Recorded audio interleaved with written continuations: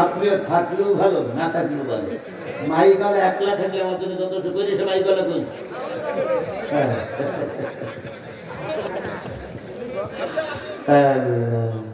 এবার একটু হাদিসে যাই। নবী বলেন আল কোরআন শাফিআন ওয়া শাফা আমা হিল্লু মুসাদ্দিকান মান জালাহু আমামাহু কাদ্দাহু ইলাল জান্নাহ ওয়া মান জালাহু খালফাহু সাকাতাহু ইলান নার। আল্লাহ নবী বলেন এই কোরআন এমন একটা কিতাব যে কিতাব কিয়ামতের দিন কারোর পক্ষে সুপারিশ করবে আর কারোর বিরুদ্ধে আল্লাহর কাছে নালিশ করবে। কোরআন এমন একটা কিতাব কারোর পক্ষে কথা বলবে আর কিয়ামতের দিন কারোর বিপক্ষে কথা বলবে। কে বলেছেন? নবী। কে বলেছেন? সাহাবীরা বলেন ইয়া রাসূলুল্লাহ কোরআন কাদের পক্ষে সুপারিশ করবে? নবী বললেন যারা কোরআনকে ইমাম বানাবে। কে বানাবে? ইমাম সামনে থাকে না পিছনে থাকে? তাহলে কোরআনকে যারা সামনে রাখবে, এই কোরআন কিয়ামতের দিন তাদের সামনে থেকে টেনে টেনে তাদেরকে জান্নাতে নিয়ে যাবে। তাহলে আপনার সামনে কি? মঞ্চে যারা বসে আছেন তাদের সামনে কি? কথা বলেন। তাহলে কোরআনকে সামনে রাখলে অর্থাৎ কোরআন অনুসারে যারা চলবে, এই কোরআন কিয়ামতের দিন তাদের টেনে টেনে কোথায় নিয়ে যাবে? আপনারা কি ভেস্তে যেতে চান না দোজখে যেতে চান? সবাই ভেস্তে যেতে চান। আল্লাহ কবুল করুক। এবার আসুন আমান জালাহু খালফাহু, যারা কোরআনকে পিছনে রেখে চলে যাবে, কোরআনকে যারা পিছনে রেখে চলে যাবে, ওই দেখেন একজন মুরব্বী চাদর গায়ে দেওয়া লোক উঠেছে, উনি কোরআনকে পিছনে রেখে চলে যাচ্ছে। আল্লাহ নবী বলেন এই কোরআনকে যারা পিছনে রেখে চলে যাবে, এই কোরআন কিয়ামতের দিন ধাক্কা দিয়ে তারা জাহান্নামে নিক্ষেপ করবে। তাহলে কোরআন সামনে রাখলে কোরআন টেনে টেনে কোথায় নিয়ে যাবে? কোরআন পিছনে রাখলে ধাক্কা দিয়ে কোথায় নিক্ষেপ করবে? এখন আপনি জান্নাতে যাবেন কি জাহান্নামে যাবেন সিদ্ধান্ত আপনার, সিদ্ধান্ত আমার না। সামনে রাখলে কোরআন জান্নাতে নিয়ে যাবে, আর কোরআনের মাহফিল থেকে যদি মোনাজাতের আগে চলে যান তাহলে কোরআন ধাক্কা দিয়ে আপনাকে জাহান্নামে নিক্ষেপ করবে। সব বক্তার আলোচনা শুনবেন কি না শুনবেন আমি জানি না, তবে আমি যদি ইসলাম যতক্ষণ মঞ্চে আছি কোরআন সামনে রাখতে হবে, কোরআন পিছনে রেখে জাহান্নামী হয়ে চলে যাওয়া যাবে না। কোরআনকে সামনে রাখতে হবে। কারা কারা রাজি আছেন? দুই হাত উঁচু করে আল্লাহর দেখা। দেখেন তো কারা হাত তুলেনি। এই লোকগুলো দোজখে যাবে বলে আগের থেকে নিয়ে তুলে ফেলেছে। আল্লাহ হাতগুলোরে কবুল করুক। সকলে মিলে বলেন আমিন। আরো জোরে আমিন। এবার একটা তাকবীর হবে জোরে, নারায়ে তাকবীর। আরো জোরে নারায়ে তাকবীর। আল কোরআনের আলো তোমার নেতা আমার নেতা।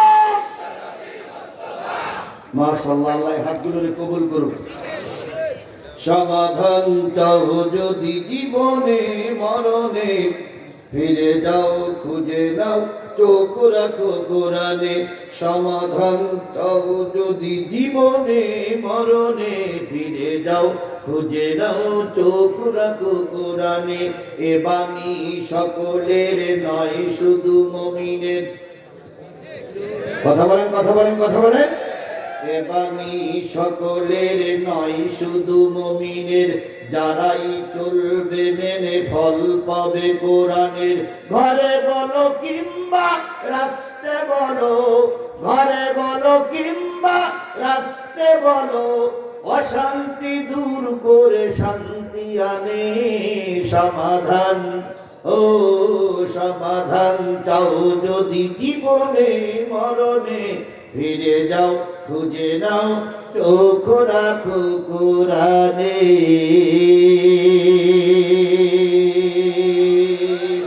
সেই কোরআনের মাহফিল আল্লাহ পাক আমাদের শেষ মোনাজাত পর্যন্ত কবুল করুক। সকলে মিলে বলেন আমিন। আরেকটু জোরে বলেন আমিন। তাহলে কারা দোজখে যাবে আমি কি আলোচনা শুরু করতে পারি? পারি। সবাইকে অনুমতি দিয়েছেন। তবে আমার দাবি হলো সারা রাত থেকে আমি আপনাদের কষ্ট দিতে চাই না। কিন্তু আমার দাবি হলো আমার সঙ্গে শপথ করেছেন আমি মঞ্চে না যাওয়া পর্যন্ত যদি কেউ উঠে যায় বুঝতে হবো না কোরআনের দুশ্মন।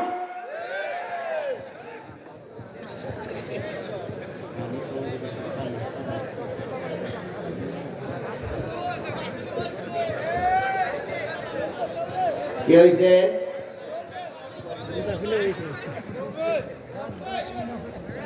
ও ভাই আপনি সালাতি বললো আমি চালাবো, না সালাতি বললো আমি চালাবো, তবে বেশি কাটি দিয়েন না। এমন সালাম চালাবো জীবনের লবণাক্ত পানি তুলে দেবো। কিন্তু ভাই ও ভাই কেল্লা চেনেন? কেল্লা চেনেন? কেল্লা জোরে চলে না আস্তে চলে? বোঝেন তো? আচ্ছা বলেন তো, আমাদের সাতক্ষীরার ভাষায় বলে কেন্দু, কেল্লা। আচ্ছা কেল্লা আস্তে চলে না জোরে চলে?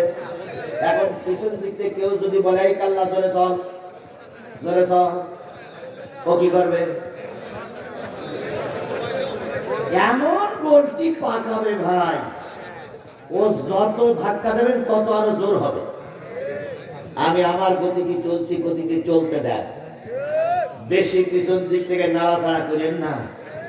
এমন গলায় ফাঁস লাগাবো জিহ্বা বেরিয়ে যাবে, পর মুখ দেখতে পাবা না। এখানে আল্লাহর কোরআনের কথা চলবেই, কোন জালেমের চোখ রাঙালকে কোরআনের কথা বন্ধ হবে না, হবে না, হবে না। ফরিদপুর মাদ্রাসায়, হাদল মাদ্রাসায় পুরোতো মজ করতে আসছি, আর কোনোদিন আমার দাওয়াত করার দরকার নেই।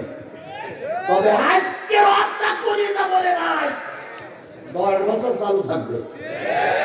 লোক বসবে যে বক্তা একটা আসছিল, কোনো ছাড়াছাড়ি নেই, যা আছে কপালে হয়ে যাবে কাল সকালে। তবু ময়দান বাতিলের হাতে তুলে দেব না, ইনশা ইনশা ইনশা।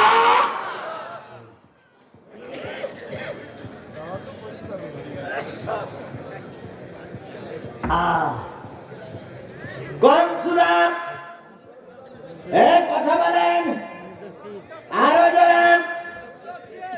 29 নম্বর পারার 74 নম্বর সূরা, নাম কি? মুদ্দাসসির। এই মুদ্দাসসিরের 54টি আয়াত, 54টি আয়াত।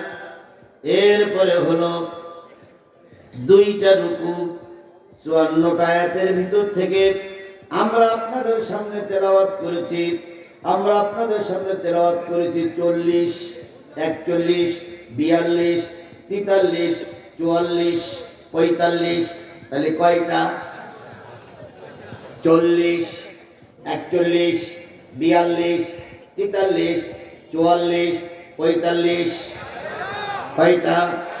এই 6টা আয়াত আল্লাহ রাব্বুল আলামিন বলতেছে সাকার নামক জাহান্নামে কারা যাবে। এবার বলুন তো আমার সোনামানিক ফরিদপুরের মুসলমানেরা, জাহান্নাম কয়টা আর জান্নাত কয়টা?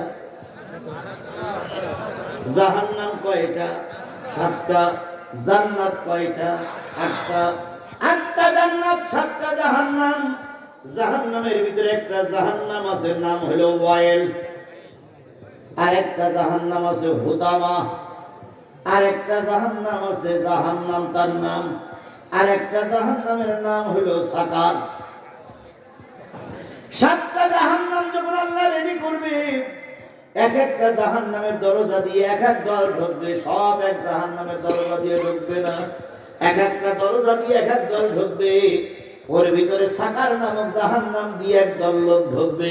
সেই লোকগুলোর পরিচয় আমি আপনাদের সামনে দিতে চাই। কি দিয়ে? জোরে বলেন, কি দিয়ে? বিএনপির ভাইরা বসুন, আওয়ামী লীগের ভাইরা বসুন, জামাত ইসলামের ভাইরা দাঁড়াই থাকেন। সবাই বলবে বসে আলোচনাটা শুনো। যদি কোনো ইমাম সাহেব এখানে থাকেন দয়া করে হৃদয়ের কান দিয়ে শুনবেন। এখন বর্তমান প্রেক্ষাপটে এই আলোচনাটা আপনি শুক্রবারের দিন করবেন, কোন দলদারি দরকার নেই। আশা করি বামপন্থীরা ডানপন্থী হতে বাধ্য হবে। যদি কোন হুজুরি বিয়ে পড়াই থাকে আর যদি জন্মের পরে কানে আযান হয়ে থাকে, ওই মুসলমান কোরআন হাদিসের বিরোধিতা করতে পারে না। জাহান্নাম কয়টা? 7টা জাহান্নামের ভিতরে একটা জাহান্নামের নাম কি বললাম? জান্নাত কয়টা? 8টা জান্নাত।